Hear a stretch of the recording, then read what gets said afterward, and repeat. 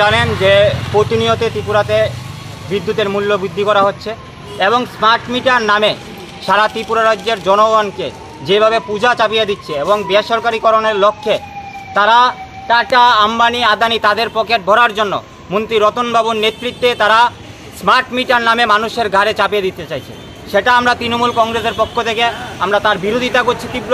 এবং আজকে মন্ত্রী রতননাথের বাড়ির সামনে আমরা এসে ধর্নায় বসেছি যে মন্ত্রী যতক্ষণ পর্যন্ত না সিদ্ধান্ত নেবে যে স্মার্ট মিটার বন্ধ করবে ততক্ষণ পর্যন্ত আমাদের আন্দোলন চলবে।